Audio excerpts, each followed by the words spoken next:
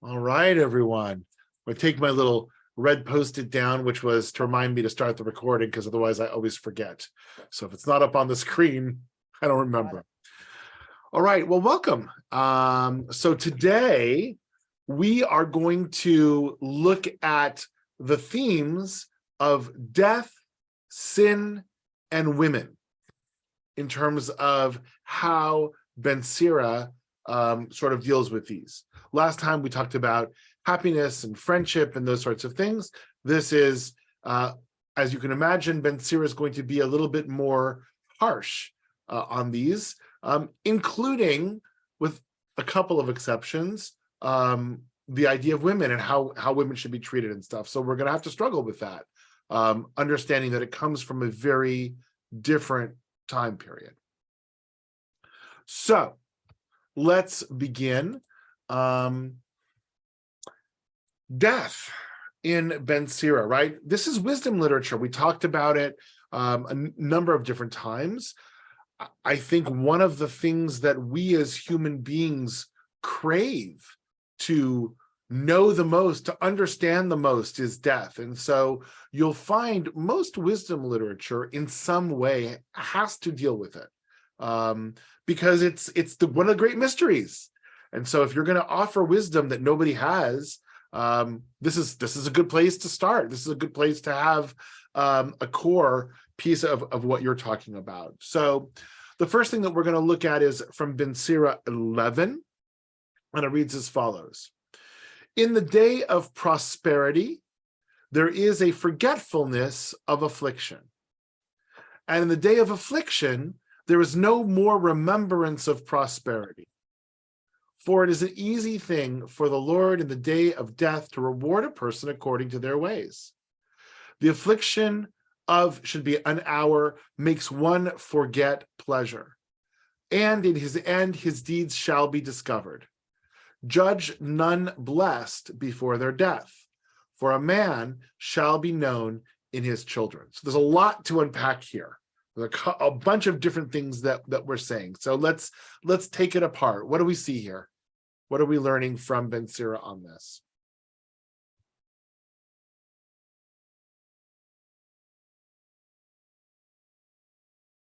I think it's very existential.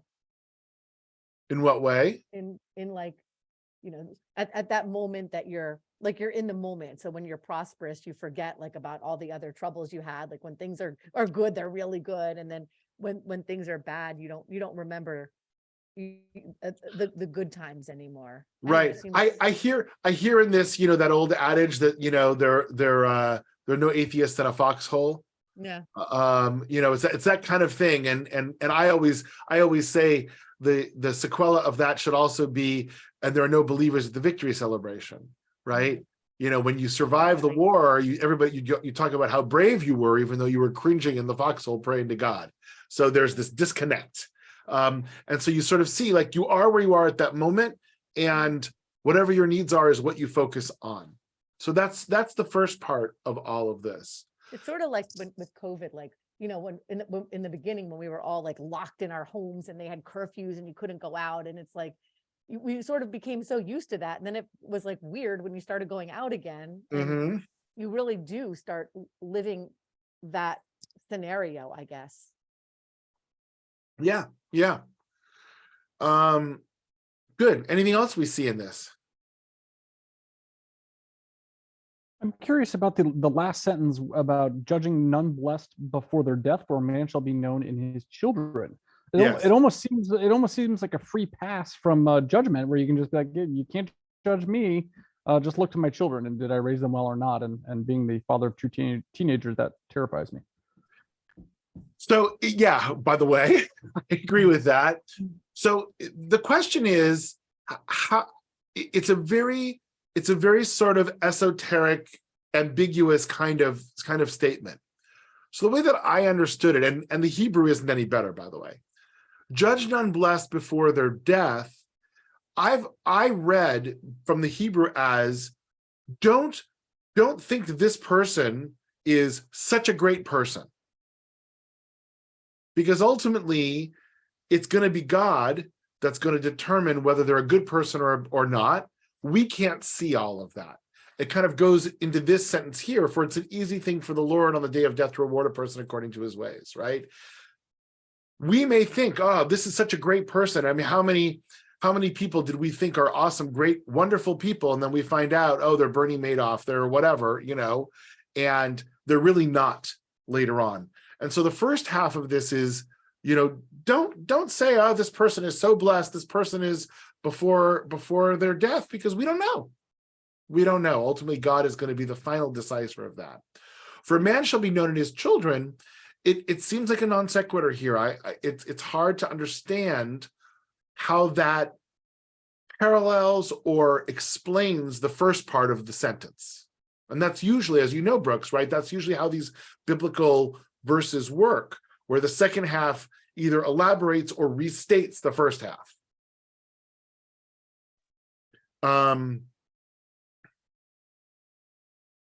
Maybe, the only thing that I can think of is maybe Ben Sira is trying to teach us that the values that we truly live by are going to be picked up ultimately by our children. It's not what we say, it's what we do and how we live. Right? And so you're going to know the person ultimately by his kids, because that's how they really lived, as opposed to, the facade they may have put forward to everybody else. Kids know, because they grew up there, they see, and they absorb in that way. Maybe, I don't know. It's a little question mark for me as well, frankly. Anything else we get from this before we move on? Elisheva. I have a question, Rabbi. What does it mean, judge none blessed? What does it mean the person was not blessed with good things or with Don't think that they were blessed just based on what you see, because you truly don't know. Okay. Thank you. I was just wondering if it is 11:25 to 28, because I brought up the Hebrew on. I am using, yes, all of these are And completely different. The Hebrew, Oh. I'm using, we did this last week and you weren't here for the last week also. Yeah, it's totally different. the It's Hebrew, totally right? different. I'm Okay. using the verses from the Septuagint because those are the most consistent and they're the easiest to translate from. Okay, thanks. I thought Yeah. I was like dropped on. Sorry. No. I might have been, but. Yeah, and in some of these places that we did last week, I don't think this week, but we did last week, Mhm. it doesn't even exist in the Hebrew text. It only exists in the Greek text. Interesting. Wow. Because it's a section that was cut out or lost, in the manuscripts of the Hebrew manuscripts. Okay. So the next one is Ben Sira 22, 11 and 12. Weep for the dead, for he has lost the light, and weep for the fool, for he wants understanding. So let's actually look at this in two parts, right? We should be sad, and we are, when somebody passes away, for they've lost the light, there's darkness. But also weep for the fool, because we know that wisdom is Ben Sira's big thing here, and the fool doesn't have that understanding, and therefore we should weep for him just as much as we weep for the dead. He's actually putting them on the same level, right? That lack of understanding, being foolish, is equivalent to being dead. And he's going to go even further. Make little weeping for the dead, for he should be at rest. But the life of a fool is worse than death. 7 days do men mourn? Sorry, I had to pull from a bunch of different places. Do men mourn for one who is dead? But for a fool, the ungodly person, and an ungodly person, all the days of his life, we mourn. So we start by actually putting them on an equal, but then Ben Sira says being foolish is actually worse than death, because the person's at rest when they are dead, and we mourn for 7 days and we move on, right? It doesn't mean we don't remember them, but we move on. But being a fool or being an ungodly person that's a lifetime curse, so to speak. And we should mourn even more for that.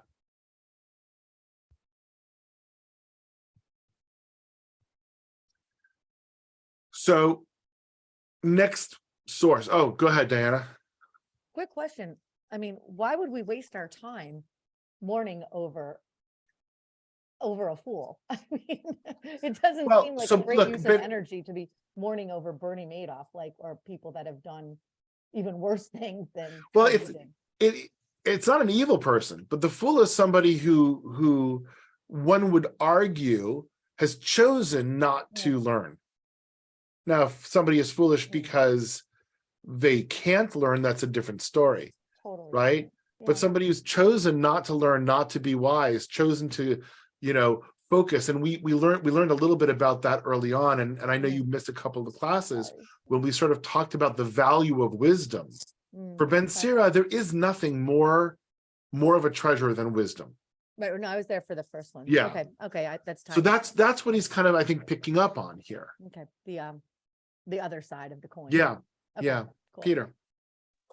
But I'm thinking though, like the four sons of Pesach, okay, that we all are at different stages throughout our lives. And sometimes we sometimes get to the fool, and it is, the dementia and all these other things that happen. And it is a cycle. Maybe we're Ben Sira is reflecting on all states of the human condition, not just two separate entities and two separate individuals. Maybe it's the same individual at different stages through their lives. I like that, Josh, Peter. It's nice. I like that. And I think it's possible that he's talking about the same person. Yeah, it could very well be. Could very well be. All right. My son, and again, we're picking this up again. My son, let tears fall over the dead, be in bitterness and wail with lamentation. Weep bitterly and make grievous wailing. It seems a little bit different than before. He said, don't weep so much, weep a little. Now, in this part, he's saying, weep a lot. And appoint mourning accordingly. But then he goes on to say, out of sorrow comes harm. So the sad of heart builds up trouble. So he's saying, weep, cry, but recognize that you're in a dangerous place, right? Recognize that you're in a vulnerable place, because out of sorrow comes harm. And it's interesting, there's two different ways to translate that, which is why the question mark is there. Some people have it out of heaviness comes harm, but I think sorrow is the better translation for this. Set not the heart upon him anymore. So don't linger over somebody who is, go through your mourning, wail, weep, let those emotions out, but set not the heart upon him anymore. Dismiss his remembrance and remember the end. Remember his sentence, for it is your sentence, his yesterday and your today. Remember him not, for there is no hope for him. What shall you profit him? And you shall hurt yourself. When the dead is at rest, let his remembrance rest, and be comforted when his soul departs. So he actually, I think, takes it quite far and sort of saying, let him go. Forget. Because the more you linger on that, the more you open yourself to the harm that comes out of that sorrow.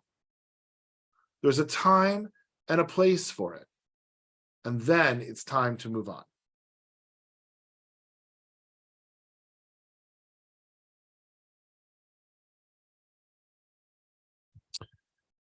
Continuing, this has been Sira 41.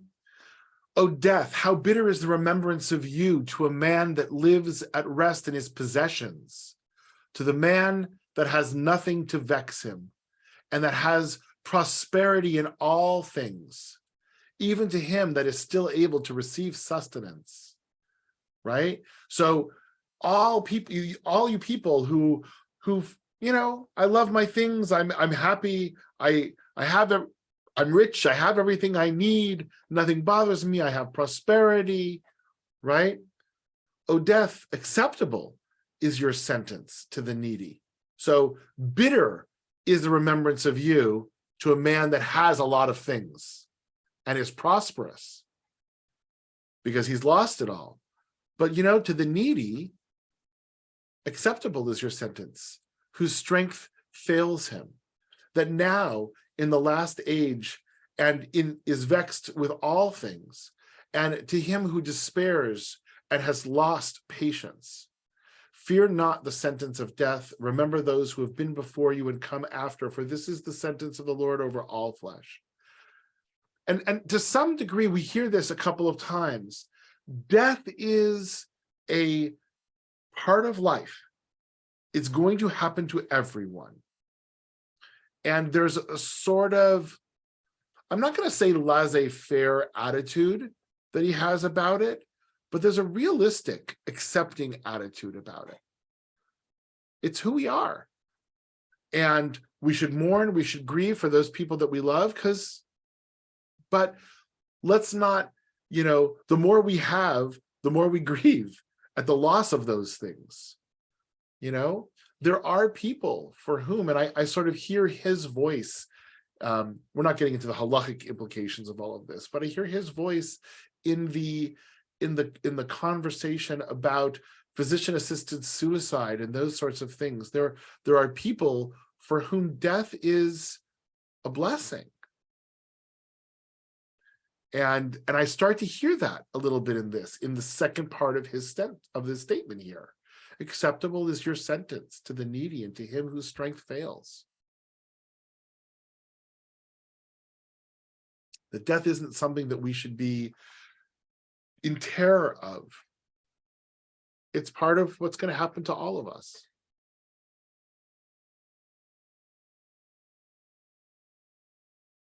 Okay, I think there's one more.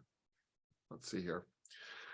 The mourning of men is about their bodies, but an ill name of sinners shall be blotted out. Have regard for your name, for that shall continue with you above 1,000 great treasures of gold. A good life has but a few days, but a good name endures forever. By the way, we hear this in Pirkei Avot and other places as well from that time period. So it's very similar.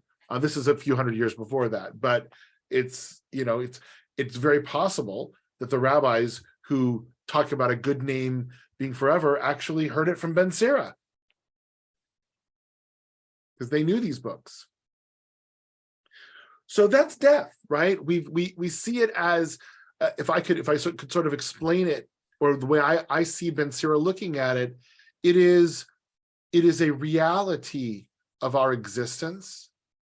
It is something that has to be faced and dealt with, but it should be in its place. And it shouldn't be something that overwhelms us, that occupies all of our time, that occupies all of our focus. There's too many other things that we're supposed to be worrying about.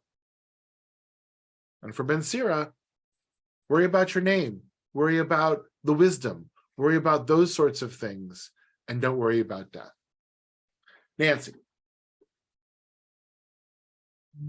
Okay, so I also, the point is that your reputation lives beyond your death. And if you've been a bad person, then you have a bad reputation. Nobody's going to love you or honor you or revere you afterwards. Right. So I think it's not just talking about death, but like all the other things that you do in your life. If you haven't built your life to have a good reputation, then right. Death should be in perspective of the rest of your life. It shouldn't be something that dominates or whatever, but there are other things that are more important. I would agree with what you're saying, Nancy. I guess what, at least in, books and movies and stuff like that, what people are trying to get at with the whole portraying death is that, the sinner who repents at the last moment and, or, somebody on their deathbed makes good on something bad that they've done in their life. Yeah. Yeah, I mean, but he doesn't deal with any of that actually, right? He's not focused on that. He's Right. focused on the mourners, not the person who's actually died. Right? It's don't remember, don't mourn, don't, right? It's let's move on, wail and cry and whatever, and then move on. He's not actually saying anything about death itself. Now, we're going to get to sin in the next slide, and he may start to talk about that a little bit. But the way it stands right now, it doesn't. Right, but he says the mourning of men is about their body. So that's the thing that is dying, is the body. Right. And he's saying, that doesn't matter. Yeah. Think more about, the memory represented in the reputation of what they have done their whole lives, not what is happening right now at the moment of death. Agreed. Okay. Good. Peter, and then I want to move on to sin. I'm just curious if Ben Sira frames any pieces of this in terms of Yom Kippur or Kol Nidre or any of that period, and how that might interrelate with how we view the Book of Life and ledgers in our lives and things not at all, actually. He doesn't talk about any of those things. It should be there, or not really? I don't think it was. I mean, most of those things, while we talk about in the Torah, what we know of Yom Kippur and Rosh Hashanah and all of that are really rabbinic. And this is a little pre-rabbinic. This is early in that. And so it's not, he hasn't really talked about all of that. That's not the focus. All right. So we talk about sin, right? Here we have Ben Sira 7, 1 and 2. Do no evil, so no harm shall come to you. Depart from the unjust, and sin will turn away from you, right? It's interesting because it's not just, you have a choice to make. Am I going to choose to sin? Am I not going to choose to sin? But it seems like one choice brings other bad things, which we see in rabbinic literature as well. Mitzvah goreret mitzvah, avera goreret avera, right? And one mitzvah brings another mitzvah, one sin brings another sin. But this is that same sort of concept of, if you do the things that you're supposed to do, then sin will stay away from you. If you avoid the things that you're not supposed to do, sin will stay away from you. And then he kind of goes in this interesting direction when it comes to sin, which I struggled with for a little bit. He says, say not, it is through the Lord that I fell away. For you should not do the thing that God hates. Say not, he, meaning God, caused me to err, for he has no need of the sinful man. The Lord hates all abomination, and they that fear God love it not. It's this interesting thing that he sort of picked up in chapter 15 of, don't blame God for being a sinner. And there's a couple of different ways to understand it. And the way that I liked the best as I kind of thought through it was, a lot of times when somebody does poorly on a test in school, they'll blame the teacher for saying, it's an unfair test. The test was too hard, right? And I kind of feel like that's what he's saying here. Don't blame God. Don't blame the teacher, right? You didn't study. You didn't know, you didn't learn the material. That was your choice. Because there are other people that passed the test no problem because they studied. Now, by the way, there are times when a test is unfair, but then you see that in everybody failing, right? And that's not the norm unless you're in, UCSD Revell sciences, then that's the norm that everybody fails, right? And they put it on a curve. But there was only a few classes that I took like that. I remember taking it once and I got like a 50 something out of 100 on the exam. And I came back and I saw it and I was mortified. And then he put the curve up there and I got an A. I'm like, how do I get an A when I got a 50 out of 100? Like, then there's a problem with the test, right? But normally, no, if you fail the test, don't blame the teacher. It's you. You didn't learn the material. You didn't do it. And that's kind of what I'm seeing in this. I don't know if anybody sees anything differently. But that's how I understood it.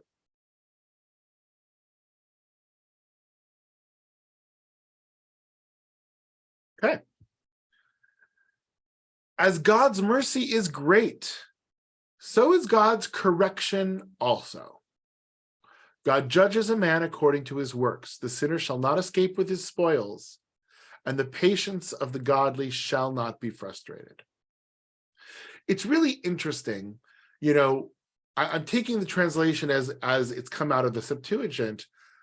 If I were doing a doctoral dissertation on Ben Sira, one of my areas of focus would be what I picked up on this is the use of the word patience, because he uses it a lot. And it's a really interesting concept. You don't see that. The idea of patience, you don't see in a lot of other rabbinic literature and stuff like that. So I think it would be a fascinating doctoral dissertation to examine Ben Sira's use of the word patience, and how it's used and why he uses it, and then compare that perhaps to other literature that is out there, which it's very possible that Brooks already did, so I'm going to let you answer. Well, I'm just fascinated by the use of patience, particularly when we think about Moses, who we revere so greatly, and he got frustrated quite easily, several times, and that prevented him from getting the land of Israel. So it's an interesting foil for me, thinking about that in this context. Right. And look, the reality is, from an academic perspective, the use of patience may be a translation of the Greek that may not be a literal translation of whatever Hebrew is there. So it could be a translation issue, and the English translation of this is coming from the Greek. And I did learn Greek when I was doing my doctoral stuff, but it's been 30 years and I wouldn't be able to go back and look at it now and try to figure out what the word is in the Septuagint or anything like that. Milt. I was thinking about this, and my first thought was that it sounds more like Christian theology, but then I realized we also have this in the sense that our rewards may come in Olam Haba, and I think that's sort of the reference here that if our patience may be tried in this world, but eventually we are rewarded for our godliness. Yeah. Yes, I think that could be right. I mean, look, I think, leaning into what you're saying, I think the way that I sort of understood it was, those who are godly are patient because they are denying themselves the immediate joy or pleasure of that sin, because they're patiently waiting the reward later. It's kind of how I'm reading it, but that's just my feeling, and I don't know if that's really what it means, because I again, like I said, I don't know the Hebrew versus the Greek versus all of that. It would take an academic to kind of go back and do that analysis to see what that truly is. Okay, moving on to the next chapter. And God said to them, beware of all the unrighteousness. And he gave every man commandment concerning his neighbor. Their ways are ever before him and shall not be hidden from his eyes. Every man from his youth is given to evil.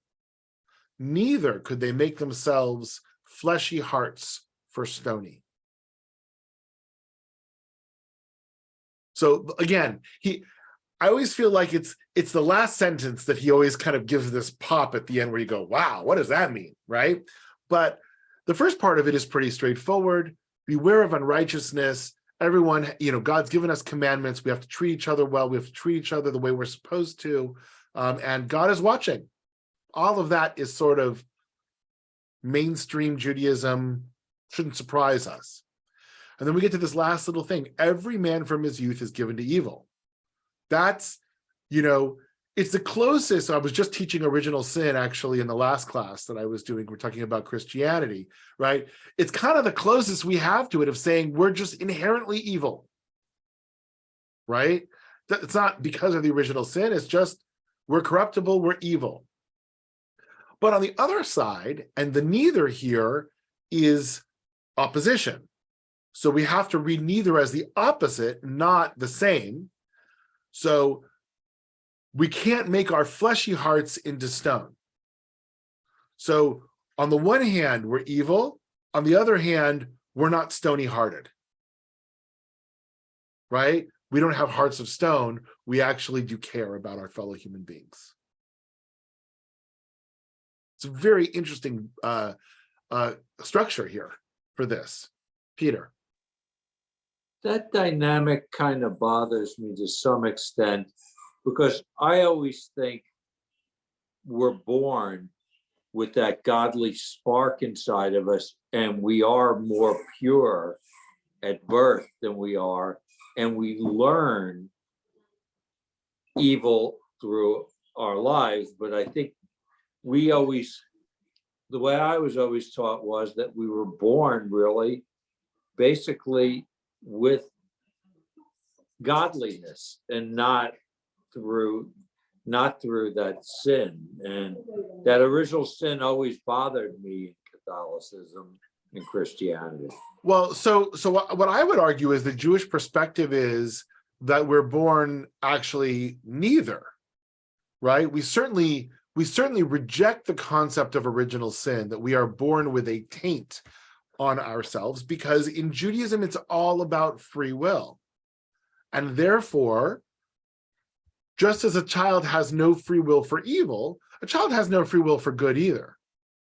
And therefore, we're born neutral. And then the choices that we make in our lives are going to start to tip the balance as we go. The divine spark is not about being good per se. The divine spark is about being alive and being in the image of God. Now we have the choice to make. So I've always understood it as us being born valence neutral, and then we make those choices as we go. Okay, we continue. Ben Sira 21, my son, have you sinned? Right, I sort of see him on a step in the town square. Have you sinned today? Do so no more, but ask for pardon for your former sins. Flee from sin. I love the imagery of this. That's why I picked it. Flee from sin as from the face of a serpent. For if you come near it, it will bite you. The teeth thereof are as the teeth of a lion, mixing his metaphors, but okay. Slaying the souls of all men. All iniquity is as a two-edged sword. The wounds thereof cannot be healed.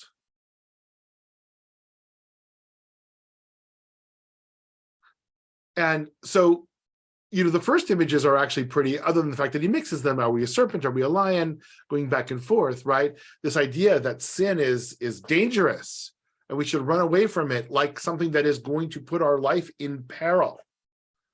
So that first part of it is there. And then we get this last part of iniquity as a two-edged sword. And I like that imagery because, a two-edged sword, there's only one safe place to grab that sword. Otherwise, you're going to get cut. And that's where you're supposed to at the handle. So you can be in control of it and you can do what you need to do with it, right? And sin is that way. It's if you hold on to sin, it's going to cut you, right? It's a double-edged sword. And those wounds don't heal.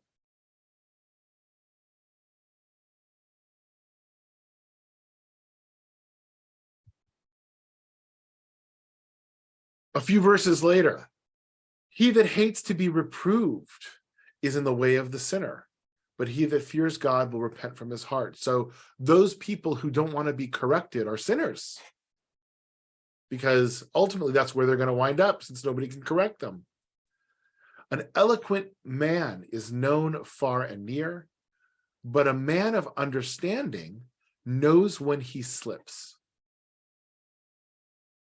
Right? And I use the term slips here. Errors could be another one, but I like the word slips better in this context, right?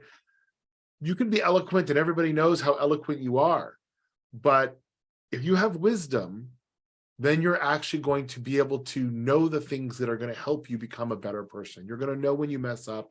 You're going to know when you make a mistake so that you can correct it.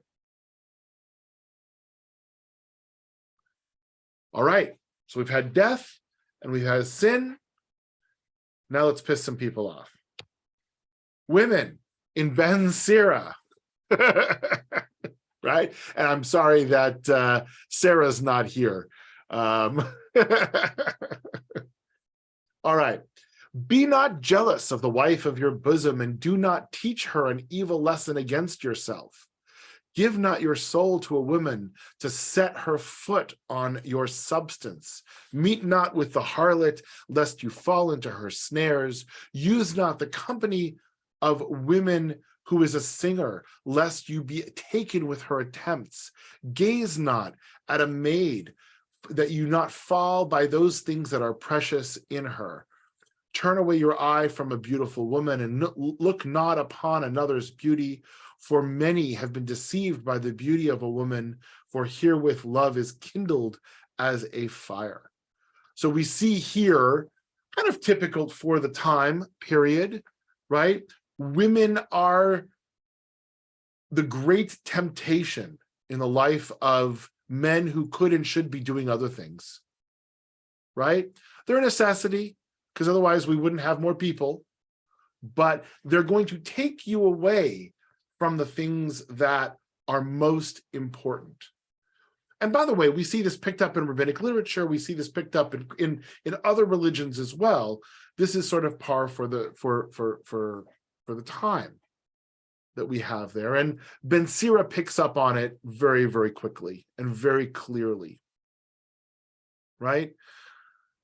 Women don't be literally seduced, right, into following women down all of her sort of corrupt paths. And these are the same thing that created the witch trials and all of that. It's all the same misogynistic, all the same issues.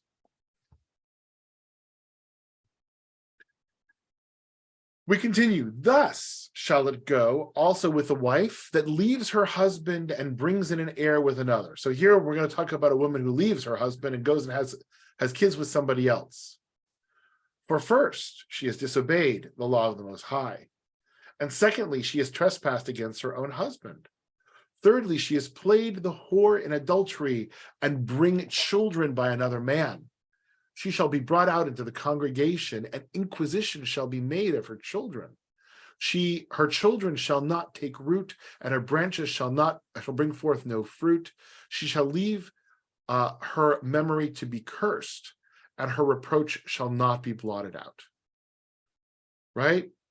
These women who are temptresses and seductresses, right?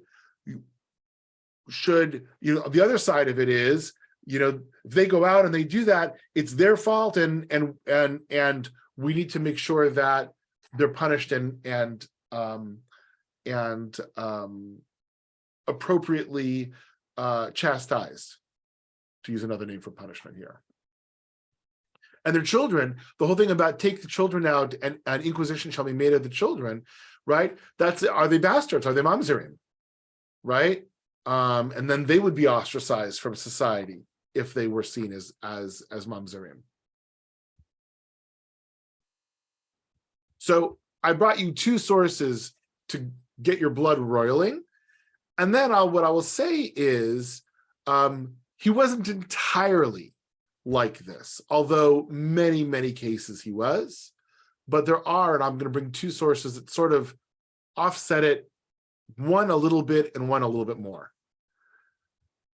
The first is the beauty of a woman cheers the countenance. Again, it's about physical beauty, unfortunately, and not, mental acuity or anything like that. But let's take what we can get at this point in time. And a man loves nothing better. If there is kindness, humility, and comfort in her tongue, then is not her husband glad. He that has a wife begins a possession, a help like himself, and a pillar of rest. So, a cheerful, kind, humble, comforting wife is a good thing. In the same way that, an adulterous, seductress, evil wife is a bad thing. He's pretty consistent if you think about that. The only verse that I found that really sort of shows women as more than just physical beauty, temptress, or that sort of thing, comes from Ben Sira 7, verse 19. Forgo not a wise and good woman, for her grace is above gold. That's it. That's all I got from Ben Sira. For the most part, he was very much focused on the time, in terms of the way women were being seen and the way women were being treated. He was not pushing the edge of that or revolutionary in any sort of way when it came to that. The way that we see, by the way, the Talmud later on can push the boundaries and see, Rabbi Akiva's Bruria and some other people and highlight them and not have an issue with them. We don't see that really in Ben Sira at all. This really is the only verse that I saw as being positive, other than for something that it was physical, beauty, or maybe humility and a little bit comfort in the previous one. But this is really, forgo not a wise and good woman, her grace is above gold. It's a great saying. All right. Questions before next week we get to our conclusions? Questions, comments? What do we got? Elisheva. I just remember that the word in Hebrew for husband is Baal, Yes. the owner. So Yes. Yeah. Look, I mean, there's no doubt that that's the way most of humanity was. And look, I mean, women weren't seen as equals in the United States until suffrage. That's modern. This is all modern, and even still, it's hard to get equal pay. It's a whole different issue. And in the Middle East, the women are still the same. Yeah, absolutely. Diana and then Rebecca. I think this is actually, I don't know exactly how to say this, but after studying the tractate of Kiddushin, is that what we just studied? Yevamot and Ketubot. Ketubot, rather. Yeah. I mean, I think if most women actually knew what the Aramaic said, they'd be very surprised, because it is an acquisition. It's a kinyan, and you need to have that acquisition. And even when the man is mekadesh the woman, hare at mikudeshet li, you are betrothed to me. So that's the way that a Jewish ceremony even is to this day. 100%. And it's right there even if the ketubah has the English that's all like, flowery, literally with the flowers around it and stuff. The Aramaic. Well, actually, so here's the interesting thing. The ketubah is the most egalitarian of all the parts of the ceremony. Oh, it definitely is. It's right, really like because the prenup. ketubah is about her, so you're not going to find the ketubah. But in the rest of the ceremony, it's all about kinyan. It's all about acquisition. Yeah. 100%. Rebecca. Tell people they'll stop having Jewish ceremonies. Yeah, well. To address what you were just saying about that was typical for the time. I mean, that was what marriage was. It was a legal, business deal, basically, right? But going back to his statement on, if a woman leaves and has children with somebody else, did he also write about, I'm assuming that the mores at the time were also that a man couldn't leave his wife and have, or did they have more than one wife, so it didn't matter? Yeah, at that point in time, a man could still have more than one wife, right? Okay. Parem de So Rabbinic really it was only Gershom, her. Parem de Rabbinic Gershom, which is who came in and said that polygamy was no longer allowed within Judaism, was around the year 1000-ish Okay. CE, Right. right? So 900,000, somewhere around that area. So this is 1,000 years earlier. Right. Because this is like 100, 200 prior so this is a long time before that. And polygamy, look, the reality is, and Rabbeinu Gershom was only in the Ashkenazi world. Like we saw, people coming over from other places in the Middle East had multiple wives. And so, yeah, it was, that's still, that's all of this stuff is modern, if we really think about it, in terms of the way that, stuff that we say, but of course, it wasn't so of course for most of our history. And that also had to do with, mother and child mortality also. Yeah. No, there were lots of reasons, and I don't blame anybody, because that's where we were and that's who we were, and we pushed the boundaries given the limitations of where we were at. We're at a different place now, and we should continue to be pushing the boundaries, as we go. Peter, and then Diana. Yeah, it's the Mormon Church got it from us. They went right back to the patriarchs, and they put it all into the Latter Day Saints. And it's amazing the amount of parallels you're going to see between one side and the other,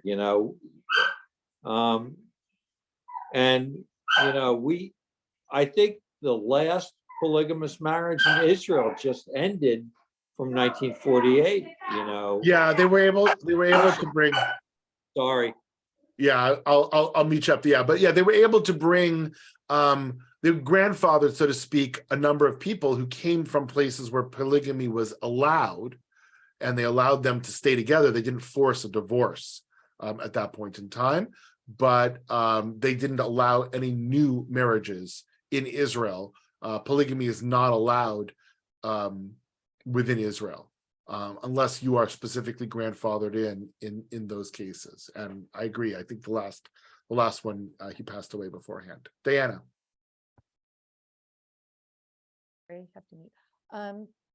It's interesting that you say like we're in a different time, but I don't know that that's really universal. There still exists Kol Isha in the Orthodox communities about women singing, being too close to women. So I think that, and so I think we still have a lot of that, and I think people in those communities are okay with it.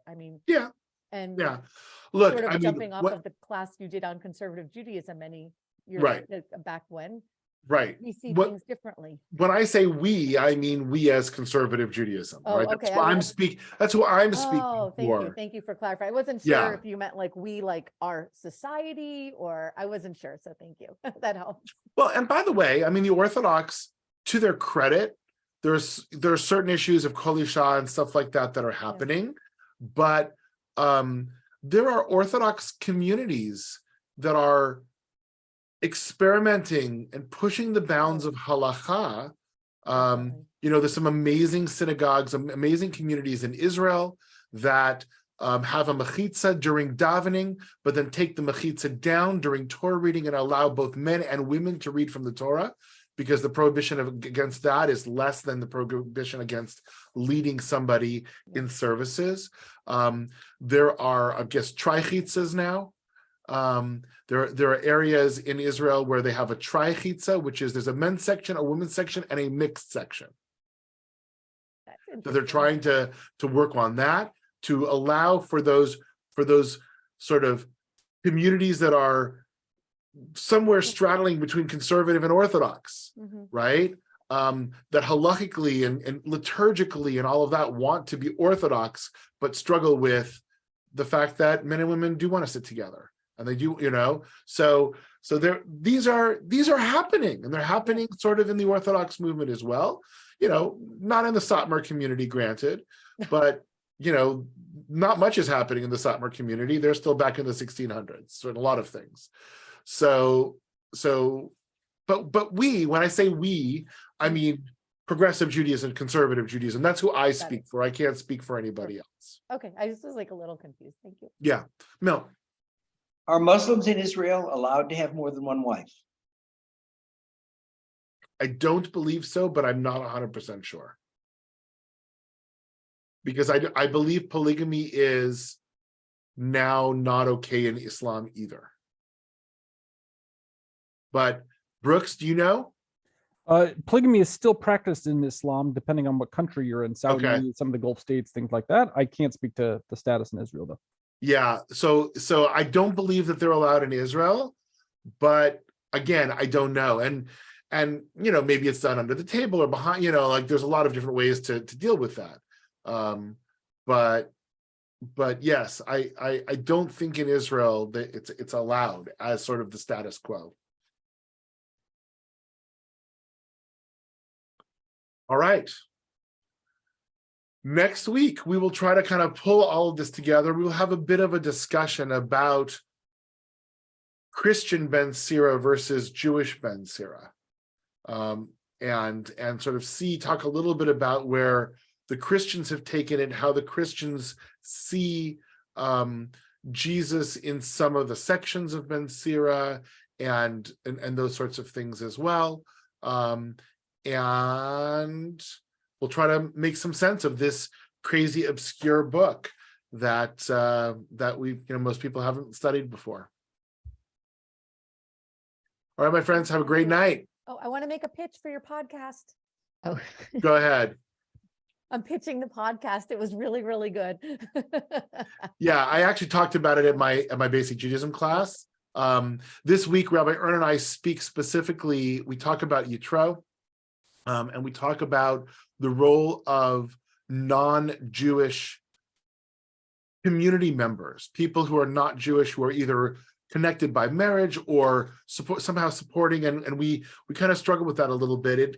It really was a great conversation that Rabbi Aaron and I enjoyed having. So you can look on our weekly news bulletin that came out, or if you go to our website, you can go to Religious Life Podcasts, and you'll be able to find this week's podcast on Yitro. It's only about 12 minutes long. Excellent, Rabbi Kornberg. It really embodies who Thank you you. and Rabbi Ern are, and the commitment that Betham has to the community at large. Thank you. All right, guys. See y'all soon. thank you. Rabbi. Have a good week. Bye, you too. Bye.